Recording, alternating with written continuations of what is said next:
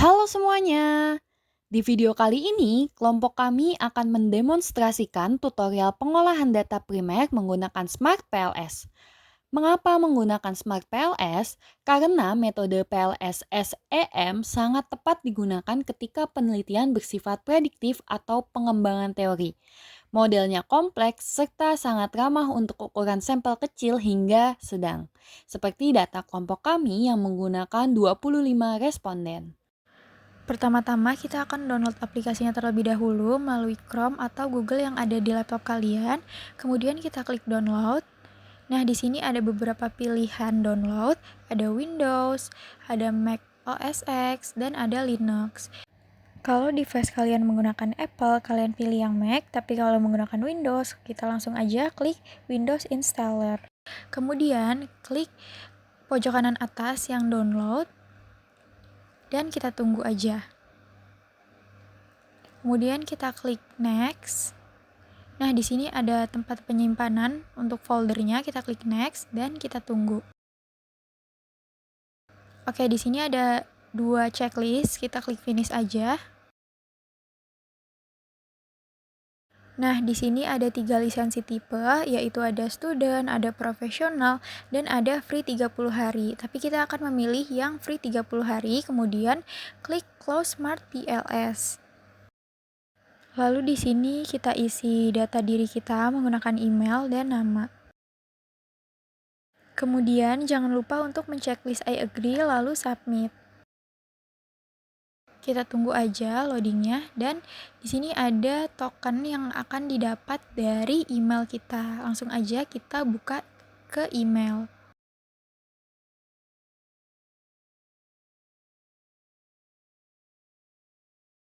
Nah, di sini kita copy paste aja dan kita masukkan lalu submit. Kemudian di sini ada expired dari lisensi kita yaitu 31 hari dan kita klik aja start usage. Sebelum masuk ke aplikasi, pastikan kualitas data primer kita sudah siap. Di sini, data jawaban kuesioner kami yang ada di Google Form langsung tersinkronisasi ke Google Spreadsheet. Struktur datanya sudah rapi. Setiap baris mewakili satu responden dan kolom diisi dengan kode indikator bernilai numerik skala Likert. Kami juga sudah memastikan tidak ada data yang kosong atau missing value. Terakhir, kita tinggal unduh file ini dalam format CSV atau Excel. Sekarang, buka aplikasi Smart PLS. Langkah pertama, klik New Project dan beri nama proyek kalian. Selanjutnya, klik Import Data File, lalu pilih file CSV hasil unduhan tadi. Pastikan delimiternya sesuai agar kolom terbaca dengan benar. Setelah terimpor, kita bisa cek di tab Indicators untuk memastikan jumlah responden kita, yaitu 26 sampel, sudah terinput dengan sempurna. Langkah berikutnya adalah menggambar path model atau diagram jalur. Gunakan tool laten variable untuk membuat variabel laten sesuai kerangka konseptual kita. Tinggal klik dan tarik indikator dari panel ke kiri ke dalam masing-masing konstruk. Model kami di sini menggunakan hubungan reflektif di mana panah mengarah dari konstruk ke indikator.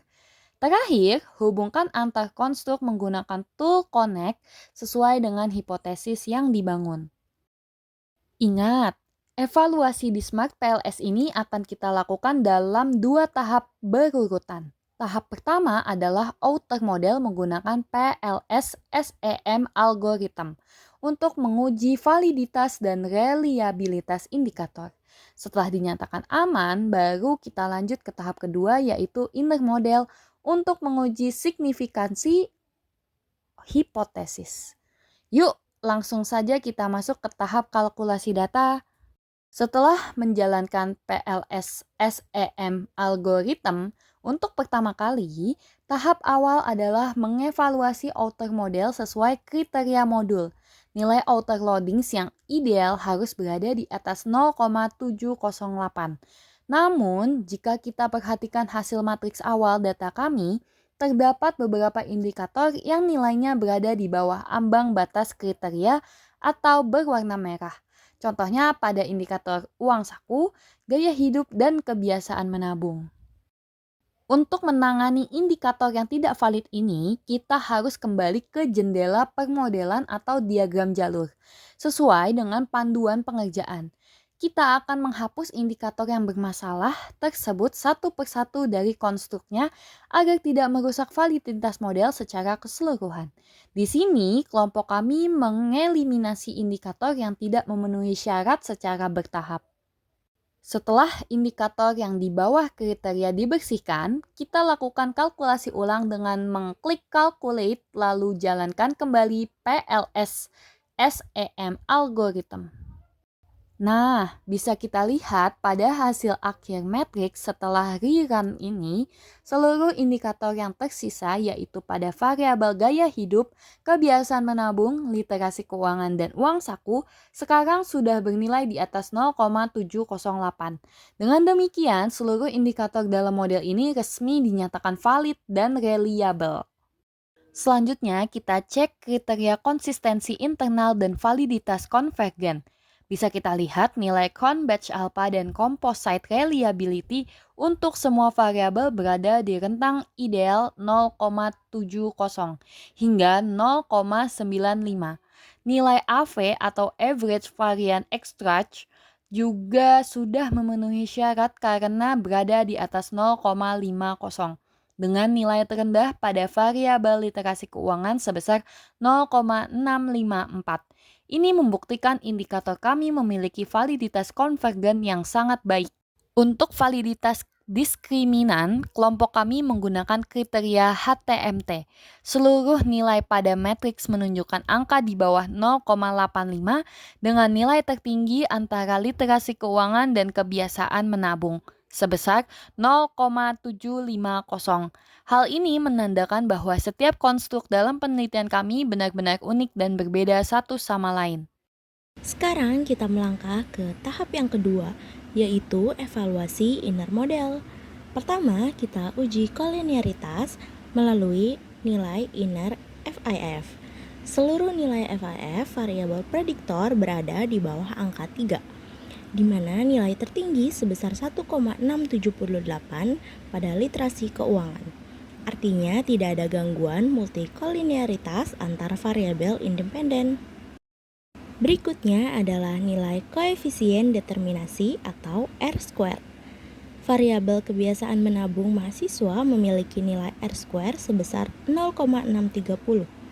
Ini menunjukkan bahwa uang saku, literasi keuangan, dan gaya hidup berkontribusi sebesar 63% dalam menjelaskan kebiasaan menabung yang masuk ke dalam kategori tingkat moderat menuju kuat. Jika dilihat dari kontribusi individual atau F-square, uang saku memberikan efek size terbesar yaitu 0,388 yang masuk kategori besar. Disusul literasi keuangan sebesar 0,325 dalam kategori sedang, sementara gaya hidup memiliki efek yang dapat diabaikan karena hanya sebesar 0,012.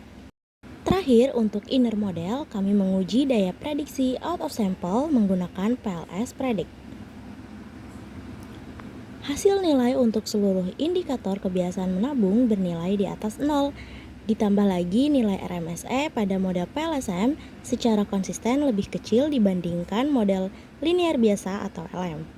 Ini membuktikan model kami memiliki daya prediksi yang sangat tinggi. Langkah terakhir untuk memastikan kelayakan inner model adalah melihat kriteria model fit pada gambar 11. Nilai SRMR pada kolom estimated model kelompok kami tercatat sebesar 0,078. Karena angka ini berada di bawah ambang batas maksimal yaitu 0,08, maka model penelitian kami secara empiris dinyatakan good fit atau memiliki kesesuaian model yang baik dengan data lapangan. Sekarang, mari kita buka hasil menu PET koefisien dari proses bootstrapping untuk menjawab hipotesis penelitian kelompok kami. Sesuai acuan, hipotesis diterima jika nilai tes statistik lebih dari 1,96 dan p-value kurang dari 0,05. Untuk hipotesis 1, pengaruh gaya hidup terhadap kebiasaan menabung memiliki tes statistik 0,450 dan p-value 0,653. Nilai koefisiennya negatif sebesar minus 0,076. Karena p-value jauh di atas 0,05, maka hipotesis 1 ditolak. Artinya, gaya hidup tidak berpengaruh signifikan terhadap kebiasaan menabung mahasiswa. Untuk hipotesis 2, pengaruh literasi keuangan terhadap kebiasaan menabung memiliki tes statistik 2,420 dan p-value 0,016 dengan koefisien sebesar 0,449. Karena memenuhi kriteria, hipotesis 2 diterima. Artinya, semakin baik literasi keuangan, maka kebiasaan menabung mahasiswa akan meningkat secara signifikan. Untuk hipotesis 3, pengaruh uang saku terhadap kebiasaan menabung memiliki tes statistik 2,522 dan p-value 0,012 dengan koefisien positif sebesar 0,441. Hasil ini membuat hipotesis 3 diterima.